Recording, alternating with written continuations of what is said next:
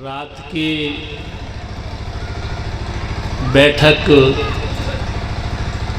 में जो प्रसंग लिया गया था, जो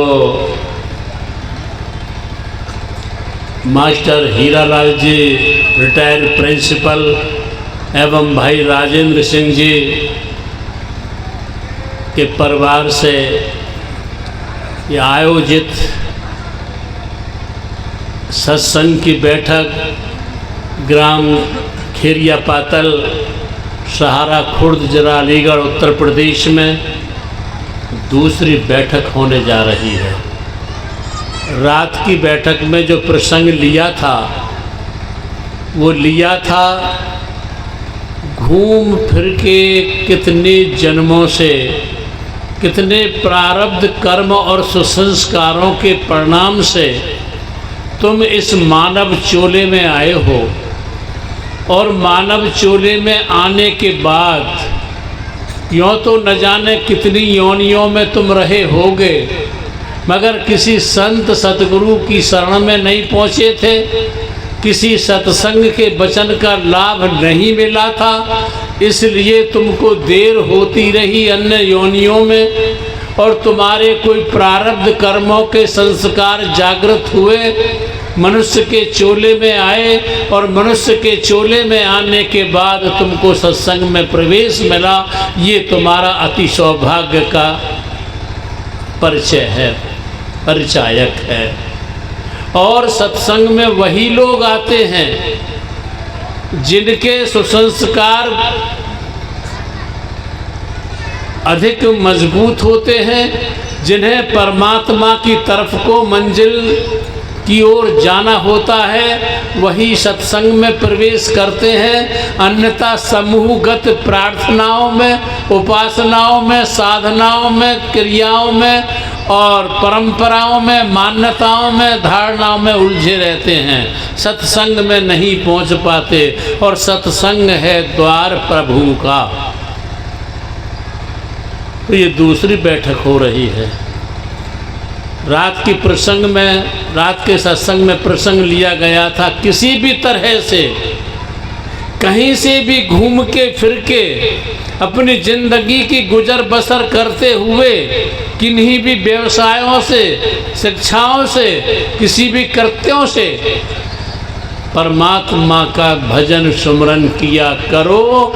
यही तुम्हारे जीवन का सौंदर्य है, यही तुम्हारे जीवन की सुगंध है, और यही तुम्हारे जीवन की शुभ दिशा है, और यही तुम्हारे जीवन का एक श्रेष्ठ अवसर है। आइए, अब जो मैं ले चल रहा हूँ तुम्हें, थोड़ा सा पीछे की ओर ले चल रहा हूँ। जब तुम माँ के गर्भ क्षेत्र में आते हो, और तुम्हारी बिना अकल के, बिना बुद्धि के, बिना शक्ति के, बिना सामर्थ्यता के तुम एक अणु से भ्रूण विकसित होकर और इस संसार में आते हो। गर्भावस्था से संसार में आते हो। संसार में आने के बाद तुम्हारी चेतना की धार शिखर से जो एक सेंटर में होती है, वो चेतना की धार उतरती है, और उतरती हुई ज्ञान इंद्रियों का, कर्म इंद्रियों का, फिर ज्ञान इंद्रियों का, कर्म इंद्रियों का निर्माण करती हुई और वो आती है। और ये तुम्हारी चेतना की धार जो ज्ञान इंद्रियों से, जो आँख, कान, नाक, जिह्वा, त्वचा, कान होते हैं, ये ज्ञान इंद्री कही जाती है। हाथ, पांव, लिंग, गुदा, मुख, हाथ, ये कर्म इंद्री कही जाती है। तो ज्ञान इंद्रियों में प्रवाहित होती हुई चेतना की धार, ज्ञान इंद्रियों से कर्म इंद्रियों में प्रवाहित होती हुई चेतना की धार तुम्हारे शरीर में आ जाती है। और अगर ये चेतना की धार तुम्हारी बाहर के संसार के आकर्षणों में, संसार के बाहरी आकर्षणों में, सुंदरताओं में बह जाती है, चली जाती है, तो तुम्हारे जीवन में कुरूपता आ जाती है। संसार के विषयों की, संसार की वासनाओं की, संसार की आशाओं की तुम्हारे धूल जमते जमते तुम्हारी चेतना को बिल्कुल लुप्त कर देती है और तुम्हारा मन रह जाता है, तुम्हारी बुद्धि रह जाती है, तुम्हारा अहम रह जाता है और तुम्हारी जिस समाज में रहते हो वो परंपराएं रह जाती हैं, वो बातें रह जाती हैं। और यदि ये चेतना की प्रवाह जो संसार के आकर्षणों में न बहकर किसी पूरे सतगुरु के, महापुरुष के द्वारा ये चेतना की प्रवाह अगर तुम जहाँ से आए हो उल्टा देते हो, अपने भीतर मुड़ जाते हो, तो ये तुम्हारी चेतना की प्रवाह, चेतना का प्रवाह, चेतना की धार, चेतना का मुड़ाव, चेतना का उल्टाव तुम्हें तुम्हारे मूल स्रोत तक ले जाएगा, जहाँ से तुम प्रवाहित हुए हो, जहाँ से तुम्हारे जीवन की धारा नीचे को बही है। और ये याद रखना, अगर तुम्हारी चेतना की धारा बाहर बह जाती है तो ये तुम्हारी कुरूपता होती है, तुम्हारे जीवन की कालिमा होती है, तुम्हारे जीवन की एक असफलता होती है, तुम्हारे जीवन की एक दुखों की ओर प्रवाहित होती है। और यदि ये चेतना तुम्हारी ऊपर की ओर, भीतर की ओर मुड़ जाती है तो तुम्हारी जिंदगी का सौंदर्य बन जाता है, तुम्हारी जिंदगी का अंधकार मिट कर के प्रकाशमय हो जाता है और तुम जहाँ से आते हो उसी जगह समा जाते हो, तुम्हारे जीवन का धन्य हो जाता है। तो तुम महान पुरुषों की, महापुरुषों के वंशज हो, संत महात्माओं की तुम संतान हो। संत महात्माओं की उपदेशनाओं को ग्रहण करने के बाद जैसे किसी भी जमींदार का बेटा उस जमीन का मालिक बन जाता है, उत्तराधिकार में जो माता पिता की होती है संपत्ति उसमें हो जाता है, ऐसे ही अगर तुम संतों के वंशज हो तो संतों के उपदेश को ग्रहण करके तुम संतों के उत्तराधिकारी वंशज बन जाते हो। और अगर संतों के उपदेश को ग्रहण करके तुम जीवन यापन नहीं करते हो तो तुम काल के अधिकारी बन जाते हो, काल के शिकार बन जाते हो, काल की दुनिया के आवागमन में नाचने वाले, दुखों के चक्करों में घूमने वाले बन जाते हो। हमारे किशन जी जुगसाने वाले आए हुए हैं, वो कहते हैं जब साहब कोई मोती डालते हो तुम तो बड़ा अच्छा लगता है, फिर आप एक मोती डाल रहा हूँ, क्योंकि महान पुरुषों की स्मृति से तुम अच्छे लोगों के बारे में सोचते सोचते, लिखते लिखते, पढ़ते पढ़ते, कहते कहते, सुनते सुनते तुम भी अच्छे बन जाते हो। तुम बुरे लोगों की बातें करते करते, सुनते सुनते, सोचते सोचते, लिखते लिखते, पढ़ते पढ़ते तुम भी बुरे आदमी बन जाते हो। इसलिए प्रवचन मालाओं में महापुरुषों की वाणियों का जिक्र होता है, प्रवचन मालाओं में महापुरुषों के जीवन का कुछ परिचय मिलता है तो उससे हमें कुछ प्रेरणा मिलती है। अब जो मैं मोती पिरो रहा हूँ प्रवचन माला के धागे में, उन महापुरुष का, उन महात्मा का नाम है महात्मा देवीदान। शायद कुछ लोग नया सुन रहे होंगे। महात्मा देवीदान, महात्मा देवीदान राजस्थान के जोधपुर में, जोधपुर के ही थे और एक उन ठाकुर परिवार में पैदा हुए थे। उनके पिता का नाम जय कृष्ण सोलंकी था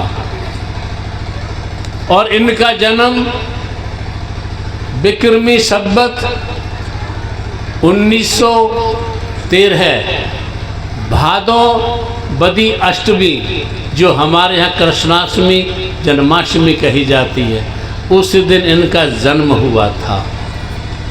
और जन्म होने के बाद जिसे परमात्मा बंधनों से मुक्त करके अपनी भक्ति कराना चाहता है, उसे सांसारिक बंधन कम देता है ताकि वो आराम से परमात्मा का भजन ध्यान सेवा कर सके।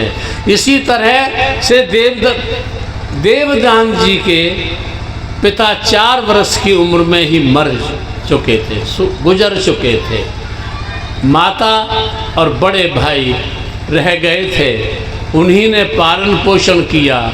4 वर्ष के बाद उनकी हुक्माराम की बेटी के साथ शादी भी हो गई और हुक्माराम की बेटी के साथ शादी होने के बाद वो शादी होने के 2 वर्ष के भीतर ही वो पत्नी भी देहांत हो गई। जब पत्नी भी देहांत हो गई, पिता भी देहांत हो गए, तो बस उनके विरह का वैराग, विरह की भक्ति उनके भीतर की जागने लगी और वो संत महात्माओं के समागम में रहने लगे। संत महात्माओं के समागम में रह करके उन्होंने वैदक और योग अभ्यास दोनों को कमाना शुरू कर दिया। लेकिन जोधपुर के नरेश के वो अपनी तीव्र बुद्धि के, चतुराई के, होशियार योग्यता के कारण जोधपुर के रियासतमंद शासक के कोठार के कर्मचारी बने। लेकिन अपनी भूमिका बढ़ी निभाने के बाद कुछ ही दिन में वो कोठार के नायब दरोगा बन गए। और जब कोठार के नायब दरोगा बन गए तो उनकी जो पूंजी होती थी, उनकी वैदक की जो कमाई होती थी, वो उसे प्राण मात्र जीवों की देखभाल में, सेवा में, फरोख्त में खर्च कर दिया करते थे। और उनके इस वो दया की मूर्ति कहे जाते थे, करुणा की मूर्ति कहे जाते थे। उससे काफ़ी ख्याति उनकी दूर दूर फैली और अंत उन्होंने ये वस्त्र उतारकर सन्यास के कपड़े ग्रहण किए और वो तापड़िया तालाब पर रहने लगे। वहाँ रहने के बाद उन्होंने अपने परमात्मा के प्रेम की जो चर्चा सुनते थे, संत महात्माओं के साथ तीर्थाटन में जाते थे, संत महात्माओं के साथ किसी महात्मा से दीक्षा ग्रहण की और दीक्षा ग्रहण करने के बाद में योग साधना में लग गए और काफ़ी उन्होंने यश कमाया। यहाँ तक लिखा हुआ यहाँ तक मिलता है कि कोटा के बूंदी के जोधपुर के रियासतमंद जो शासक होते थे वो भी आत्म शांति के लिए उनके पास आया करते थे। और जब उनके शिष्यों की, प्रेमियों की ज़्यादा भरमार हुई तो तापड़िया तालाब के पास बाग में उनके प्रेमियों ने देव संस्थान नाम की स्थापना की, जहां वो सेवा भी करते रहते थे और अपने प्रभु के भजन सुमरन में लगे रहते थे। और काली कमली का उन्होंने पहनावा वस्त्र चुन लिया और आहारी थे, बहुत थोड़ा भोजन किया करते थे और परमात्मा के भजन ध्यान का संदेश देते देते वो विक्रमी संवत 1989 में इस दुनिया से चले गए। ऐसे थे मोती देवदान ऋषि। ये हो गया मोती। अब जो मैं आप लोगों के सत्संग की विशेष उद्घोषणा जो संत महात्मा कहते हैं वो आपके सामने थोड़ा सा इस घटना, इतिहास की घटना के माध्यम से देना चाहता हूँ। भगवान बुद्ध के एक भिक्षु थे विनायक नाम के। विनायक नाम के जो भिक्षु थे वह जनपथ जो रास्ता था बड़ा, उस रास्ते पर लोगों को धर्म उपदेश जोर जोर से चिल्लाकर सुनाया करते थे। अनावश्यक जिसकी कोई ज़रूरत नहीं थी, अकारण जिसका कोई कारण नहीं होता था, और चाहे कोई उसकी लालसा सुनने की लालसा रखता हो न रखता हो, लेकिन वो रास्ता पर चलने वाले को रोक करके और वो धर्म उपदेश दिया करते थे। जोर जोर से चिल्लाकर अपनी बात कहने की उनकी आदत बन गई। जैसा कि हम देखते हैं बहुत से लोग कबीर की, रविदास की, नानक की, स्वामी जी महाराज की, बुद्ध की, महावीर की वाणियों को अपने भीतर इकट्ठा कर लेते हैं और जहाँ बैठ जाते हैं वहीं उनकी उल्टी करते रहते हैं, चौपालों पर बैठ के, रास्तों में बैठ के, और दो चार बेचारे उनसे कम पढ़े लिखे भोले भाले मिल जाते हैं, उनमें वो अपने ज्ञान को बखेरते रहते हैं। जब विनायक की ये सारी बातें अकारण, अनावश्यक, बेसमय न चाहते हुए भी वो धर्म उपदेश को जोर जोर से चिल्लाकर देता था, ये सिद्ध करता था कि मैं महापंडित हूँ, मैं बहुत ज्ञानी हूँ। कितने ही लोग इसी बात में अपने जीवन को बर्बाद कर देते हैं। कुछ लोग उनकी बातें सुनने लगते हैं और वो न जाने कितनी बातें सुनाते हैं। तो ये सूचना भगवान बुद्ध को मिली कि विनायक नाम का भिक्षु जनपथ पर, रास्ते पर जोर जोर से चिल्ला कर तुम्हारे धर्म उपदेश को लोगों को सुनाता है, चाहे कोई सुनने वाला है चाहे नहीं है, चाहे जिसे ज़रूरत है नहीं है। तो भगवान बुद्ध ने उसको बुलवाया। भगवान बुद्ध ने बुलवाया विनायक भिक्षु को और बुलाकर कहा, भिक्षु, मैंने सुना है कि तुम लोगों से धर्म उपदेश करते थे। मैं तुमसे बोधात्मक लहजे में, भगवान बुद्ध ने कहा, बोधात्मक लहजे में भगवान बुद्ध ने विनायक से कहा, हे भिक्षु, अगर कोई व्यक्ति सड़क के किनारे बैठकर गायों के बारे में ये कहता रहे कितनी गायें हैं, इनका रंग कैसा है, ये कितना दूध देती हैं, इनके सींग कैसे हैं और इनकी नस्ल कौन सी है और ये कितने समय पर क्या खाती हैं, अगर कोई ग्वाला सड़क के किनारे बैठकर उन गायों के बारे में इस प्रकार की बातें करता रहे तो क्या वह उन गायों का मालिक हो जाएगा? बड़ी प्यारी बात है।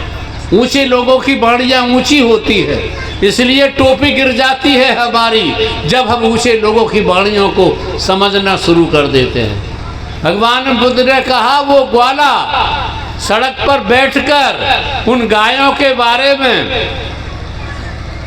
इनकी नस्ल कैसी है, इनका रंग कैसा है, दूध कितना है, इनकी उम्र कितनी है, इनकी सींग पूंछ क्या कितनी है, ये चर्चा करता रहे तो क्या यह ग्वाला उन गायों का मालिक हो जाएगा? जब भगवान बुद्ध ने विनायक से ये पूछा तो विनायक ने कहा, भगवान नहीं, वो ग्वाला उन गायों का मालिक नहीं हो सकता। तो भगवान बुद्ध ने कहा, मालिक कैसे होगा? कि मालिक तो उनके भरण का, पोषण का, रक्षण का, जीवन का जो संभाल करता है वह मालिक होता है। जो गायों के भरण का, पोषण का, रक्षण का, जीवन का संभाल करता है वह मालिक होता है। तो भगवान बुद्ध ने एक बहुत प्यारा सेंटेंस कहा था और मैं उसे अपने कानों से भी सुनना चाहता हूँ, सुनूंगा और तुम्हें भी सुनाना चाहता हूँ और इसे जरा ध्यान से समझना। भगवान बुद्ध ने कहा था तुम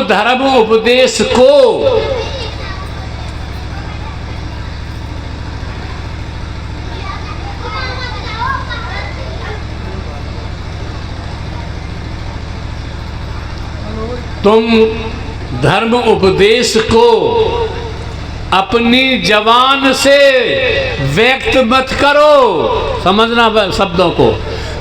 धर्म उपदेश को, गुरु उपदेश को, संत उपदेश को अपनी जबान से व्यक्त प्रकट जाहिर मत करो, उसे जीवन जीकर जाहिर करो। धर्म उपदेश के अनुकूल जीवन जीकर दुनिया को व्यक्त करो। केवल मुख से, जबान से संतों के उपदेश को, धर्म उपदेश को जाहिर मत करो। ये ऐसे ही होगा अगर जो लोग संतों के उपदेश को, संतों के ज्ञान को, गुरु के उपदेश को केवल मुख तक, जबान तक, रात दिन बातों के पकवान ते कबऊ न धापो होए और स्यापन की पंचायत में जीव लपालप होए। जो तुम्हारे जीव का उपदेश है, जो तुम्हारे जीव का ज्ञान है, जो तुम्हारी मुख का ज्ञान है, ये तुम्हें भी थोता करता है, तुम्हारी भी आत्महत्या करता है। और जो लोग तुम्हारे ज्ञान को सुनते हैं, ये उनकी भी आत्महत्या करता है। और तुमने देखा होगा जिन्हों के जीवन में, घरों में, परिवारों में, समाजों में केवल संतों का उपदेश, जवान का, जीव का रह गया है, वह ऐसे ही हो गया है जैसे कोई बातों से निर्वाण को प्राप्त करना चाहता हो। वो जिंदगी में कभी बातों से निर्वाण को प्राप्त नहीं कर पाएगा। निर्वाण प्राप्त करने के लिए उसे साधना में, ध्यान में उतरना पड़ेगा। साधना में उतरो, ध्यान में उतरो, अमल में उतरो, तब तुम संतों के उपदेश को जी करके प्रकट कर पाओगे। और तुम्हारे बिना कहे ही तुम्हारा परिचय हो जाएगा। तुम्हारा बैठना, तुम्हारा देखना, तुम्हारा बोलना, तुम्हारा पहनना, जिसे बॉडी लैंग्वेज कहते हैं अंग्रेजी में, ये बताता है कि तुम कैसे हो। तुम्हारा ज्ञान तुम्हें बताता है। तुम भले ही ये समझते हो कि तुम्हें बहुत ज्ञानी हूँ और लोग मेरी बात को सुनते हैं, मुझे समझाएं, तुम भूल में हो। तुम खुद को धोखा दे रहे हो, तुम गुरु महाराज को धोखा दे रहे हो और तुम आने वाली संतानों को, पीढ़ियों को, परिवारों को, समाजों को धोखा दे रहे हो, जिनका केवल मुख तक, जवान का सत्संग, सतगुरु का उपदेश रह गया है। उन घरों में जाके देखो, उन परिवारों में जाके देखो, वह परिवार सूखे हो गए हैं, रूखे हो गए हैं, अध्यात्म से भूखे हो गए हैं, वो समय से चूके हो गए हैं। और उनके यहाँ जब किसी उच्च अधिकारी का रहन सहन, आना जाना जिस घर से उठ जाता है, तो वहाँ पर चौकीदार, भूत, प्रेत, पिशाच, किन्नर, यक्ष, गंधर्व, दैत्य, जिन्न आदि निवास करते हैं। उन घरों के बच्चे शैतान के शिकंजे में होते हैं, संस्कार विहीन हो जाते हैं। उनके बच्चे केवल बातों से संतुष्ट होते फिरते हैं, लेकिन अंदर में वो बिल्कुल अशांत होते हैं, बेचैन होते हैं। तो तुम इन संतों के उपदेश को जबान से मत कहो, जबान से व्यक्त मत करो, इसको जीवन जीकर व्यक्त करो। बहुत घरों में देखता हूँ जिनके बाप दादा गुरु की भक्ति करते करते, शराब मांस से बचते बचते, दूसरों की सेवा परमार्थ करते करते इतने इन घरों को उतनी ऊंचाई पर पहुंचा है। उन घरों में जो जन्म लेने वाली संतानें हैं, कोई शराब में मस्त है, मांस में मस्त है, जुआ में मस्त है, व्यभिचार में मस्त है, इससे भी बच गया तो मोबाइल में मस्त है, इससे भी बच गया तो उनके उस दौलत को शराब वकील ले जाते हैं, डॉक्टर ले जाते हैं, पुलिस वाले ले जाते हैं, चोर ले जाते हैं, और इनसे भी बचा लेते हैं अक्लमंदी से, तो उनकी औलाद बाइयात पैदा हो जाती है और वो सब बर्बाद करते हैं। तो बस मैं सत्संग की ज़्यादा लंबी बात न करके थोड़ा सा सिमटा तो मैं देना चाहता हूँ। अपने घरों से, अपने दिलों से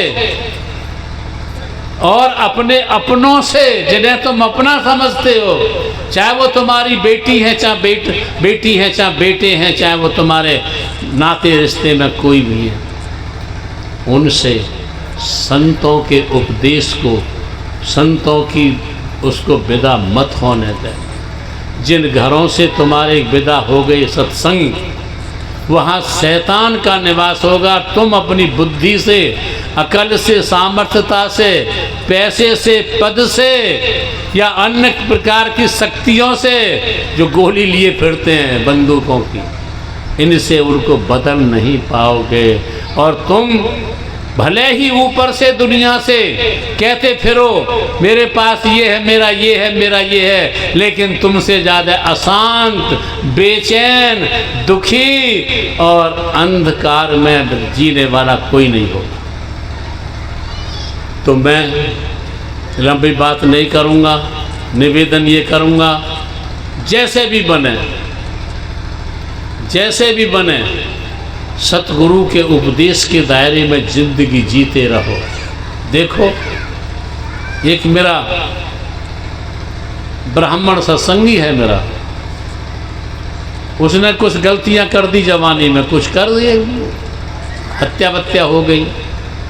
उसने मुझसे कहा, साहब मैं बहुत भजन करता हूँ, पश्चाताप करता हूँ, मैंने जो कुछ कर्म कर दिया है, को कर्म उससे छुटकारा कैसे होगा। तो मैंने उनसे एक ही बात कही थी, तुमने 302 का कत्ल का अपराध कर दिया है, चौकीदार के, चपरासी के रोज चक्कर काटो, रोज आरती पूजा करो, रोज उसको सलाम बजाते रहो, तुम्हारी 302 की धारा को, आईपीसी धारा को ख़त्म नहीं कर पाएगा। तुम्हारी आईपीसी धारा को केवल ऊपर का उच्च अधिकारी जो आईजी है, डीआईजी है, ये ख़त्म कर पाएगा।